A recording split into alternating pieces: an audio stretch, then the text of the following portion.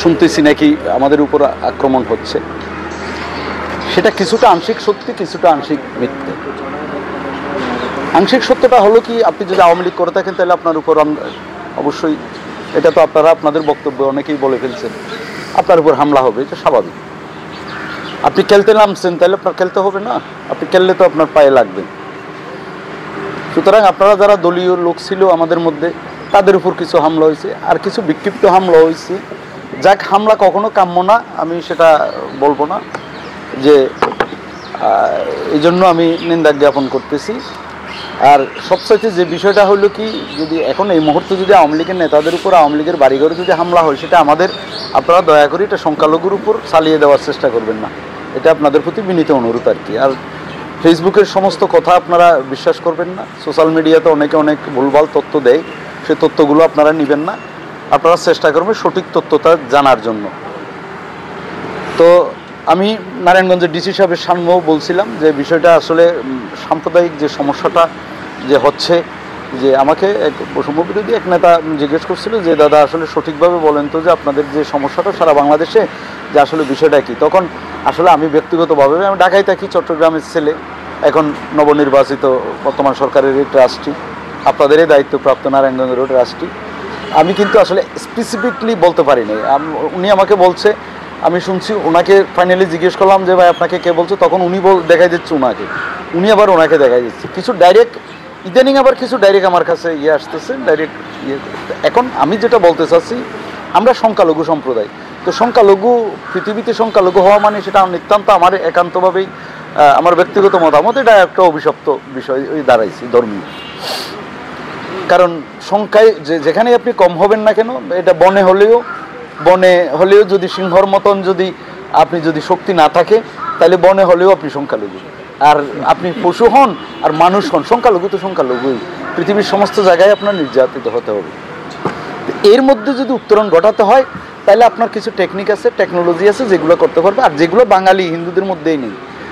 দীর্ঘ সময় আপনারা আওয়ামী লীগ করছেন, আওয়ামী লীগ যেভাবে পরিচালনা করছে, আপনারা সেভাবে পরিচালিত হয়েছেন, আপনার দেদারসে তোষামত করছেন, আপনারা জি হুজুর করছেন, আপনারা আপনাদের মঠ মন্দিরগুলো রাজনৈতিক সূতিকাগারে পরিণত করছেন। সেই দায় কে নিবে? আপনারে তখন তো বিএনপি ছিল না, জামাত ছিল না, আর এই আওয়ামী লীগ 15 বছরে আমাদেরকে যত না ক্ষতি করে গেছে, একেবারে মানে ভণ্ড বানিয়ে গেছে। মানে একজন মানুষকে যদি আপনি সবসময় যদি তাকে যদি তার বিরুদ্ধে তাকে কুৎসা তার উঠে নিয়ে যদি আপনি টানাহিজড়া করেন, সেই লোকটার তো আর তার ইজ্জত আর থাকে। তো হিন্দু যে সম্প্রদায়টা, আরও তো আছে সম্প্রদায়, এখানে তো শুধু পাহাড়ি ক্ষুদ্র নিগোষ্ঠী আছে, বুদ্ধিস্ট আছে, বুদ্ধিস্টের মধ্যে আবার ধারা উপধারা, তাদের বড়ুয়া সম্প্রদায় আছে, চাকমা সম্প্রদায় আছে, মারমা সম্প্রদায় আছে, গারো আছে, অনেক আছে, খ্রিস্টান সম্প্রদায় আছে। কিন্তু আমাদেরকে যেভাবে আওয়ামী লীগ সাপ হইয়া দংশন করছে, পূজা হইয়া যাচ্ছে। আওয়ামী লীগের নেতারাই ইয়েতে হনুমানের পায়ে কোরআন শরীফ রাখছে, আবার তারাই জ্বালাপোড়া করছে, আবার মাঝখানে বিএনপির নেতারা দেদারসে গ্রেপ্তার হয়েছে, জামাতের নেতারা গ্রেপ্তার হয়েছে। আমার কথা যে অপরাধী যে অবশ্যই গ্রেপ্তার হবে না কেন? অপরাধী যে তার গ্রেপ্তার হতে হবে, কিন্তু সঠিক বিচার করে নাই। আমি একটা আলোড়ন নিউজ নামে একটা পত্রিকা চালাইতাম, ফার্মের অফিস ছিল আমার, আবার আরেকটা ফল ছিল তৎকালীন সময়ে আমার ওয়াইফ, দৈনিক দিনকালে যে পত্রিকার সম্পাদক তারেক রহমান, সেই পত্রিকার মফস্বল সম্পাদক আমার ওয়াইফ। এটা আমার একটা ফল ছিল, তাকে বেশ কয়েকবার ডিজিএফআই উঠাই নিয়ে গেছে, বিভিন্ন সময় হ্যামারিং করছে, পত্রিকাটাও তারা বন্ধ করে দিয়েছিল। আমার কথা হইল ভাই, বিরোধী দল থাকতে পারে কিন্তু পত্রিকাও তার থাকতে পারে, কিন্তু পত্রিকা আপনি বন্ধ করে দিবেন কেন? এখন আপনি কোথায় যাবেন? তাইলে বল থাকলে সব কিছু করতে নেই, এই জন্যই চিন্তা করতে হবে। একটা দলের মুয়াজ্জেম থেকে শুরু করে আপনার খতিব থেকে শুরু করে মেম্বার পর্যন্ত পালিয়ে যায়, তাহলে আপনি কি অপরাধটা করছেন? আপনি এমন কি অপরাধ করছেন যে আপনার এই পরিণতি হবে? সুতরাং এখান থেকে আমাদের অনেক কিছু শিক্ষার আছে। আর আমরা যারা সনাতন ধর্মাবলম্বী আছি, এখন আমাদের এখানে অনেক সংগঠনের নেতৃবৃন্দরা আছে, আমি পরামর্শ দেব ভাই, আপনারা সঠিকভাবে, আপনি যদি করি সাদা, কিন্তু সাদা কখনো কালো হয় না।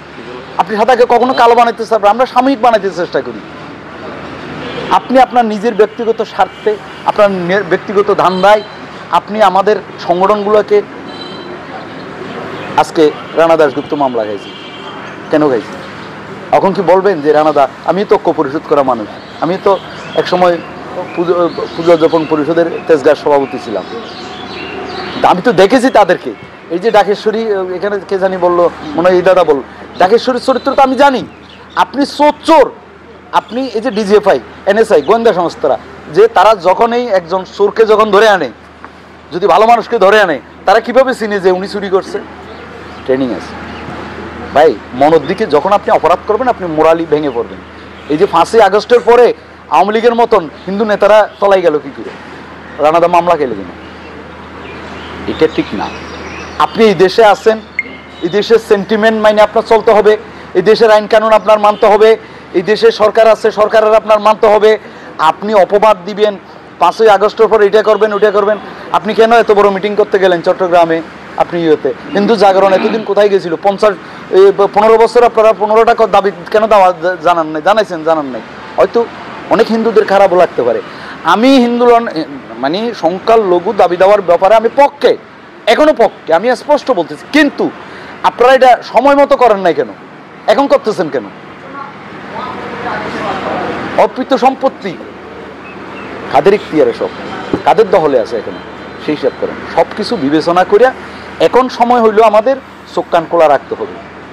এখন একটা দলের উপর আপনারা নির্ভর করেন না, আপনারা যার স্বাধীন, আপনারা নিজস্ব ডেমোক্রেসি চর্চা করেন।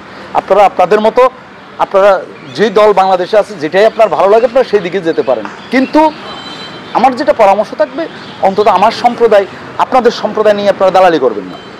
আপনারা সেই জায়গাটাই থেকে, প্ল্যাটফর্মে থেকে আপনারা আপনার কথা বলবেন।